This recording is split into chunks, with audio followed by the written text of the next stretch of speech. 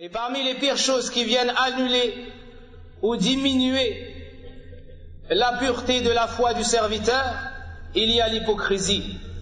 An-nifaq. L'hypocrisie est de deux types, de deux sortes. Il y a l'hypocrisie majeure. C'est le fait de faire apparaître l'islam et la foi, mais de cacher en réalité dans son cœur la mécréance.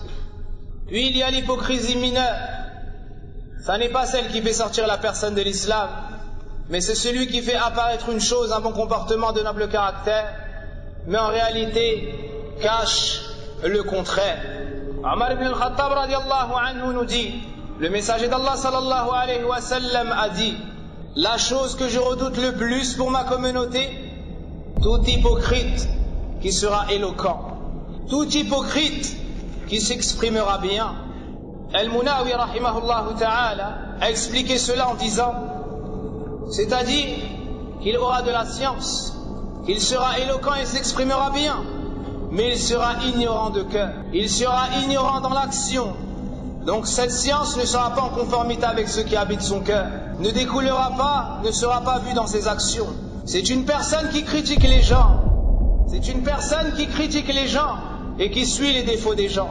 Mais lui a bien plus et bien pire. Iyadhan billah. Il appelle à Allah, mais en réalité lui le fuit.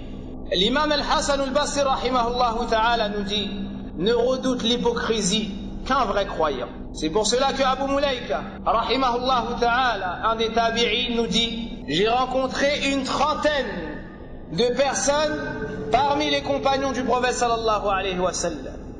Tous avaient peur de tomber dans l'hypocrisie. Omar ibn al-Khattab a dit à Hudhayfa, je te demande par Allah, est-ce que le prophète sallallahu alayhi wa sallam m'a cité dans la liste des hypocrites? Subhanallah, subhanallah.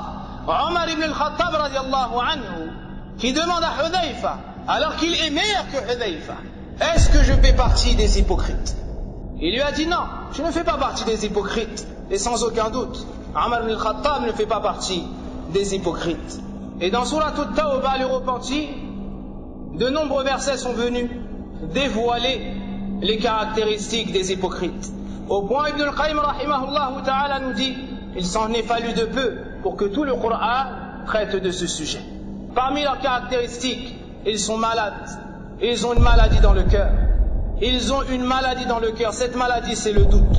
Ils n'ont pas la certitude quant à la véracité des propos du prophète sallallahu alayhi wa sallam, ni de sa prophétie. Ils ont une mauvaise opinion d'Allah subhanahu wa ta'ala. Ils n'ont pas confiance en la promesse d'Allah subhanahu wa ta'ala quant au secours qu'il apportera aux croyants.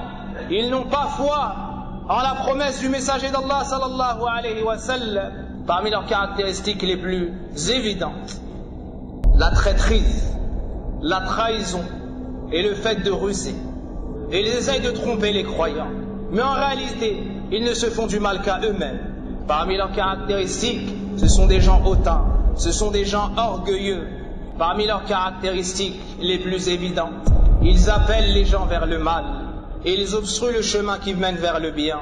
Ils empêchent le bien de se propager et mettent en garde contre le bien et les gens du bien. Et ils appellent au mal et véhiculent les paroles des gens du mal et se réjouissent lorsque le mal se propage. Iyadhan billah. Et cela de par la maladie qu'habite leur cœur. Allah nous dit selon la traduction, les hypocrites hommes et femmes sont les alliés les uns des autres. Ils ordonnent le blâmable et interdisent le convenable. Ils retiennent leurs mains, ce sont des gens avares. Ils ont oublié Allah. Allah les a donc oubliés, c'est-à-dire délaissés. Certes, les hypocrites sont les pervers. Parmi leurs caractéristiques, qu'Allah nous en préserve, la paresse dans l'adoration. Que chaque personne regarde en lui-même. Est-ce qu'il est touché par cette maladie? Astaghfirullah. Et lorsqu'ils adorent Allah Azza wa Jalla, ils le font avec ostentation. Et ils invoquent Allah que très peu. Parmi leurs caractéristiques, ils se réjouissent lorsqu'un mal touche les croyants. Parmi leurs caractéristiques, le fait de critiquer les gens de la foi, de se moquer d'eux et de se moquer de l'islam. Parmi leurs caractéristiques, ils ont deux visages. Ils se dirigent vers tel camp avec tel visage et reviennent ensuite vers toi vers un autre visage, radieux, et il te sourit au visage.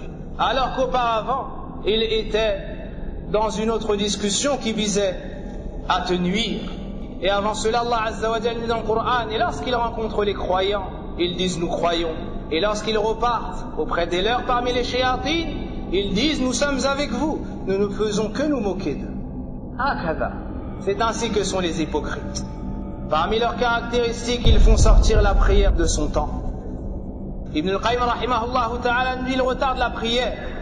Ils font sortir le subh jusqu'au lever du soleil, le asr jusqu'à son coucher.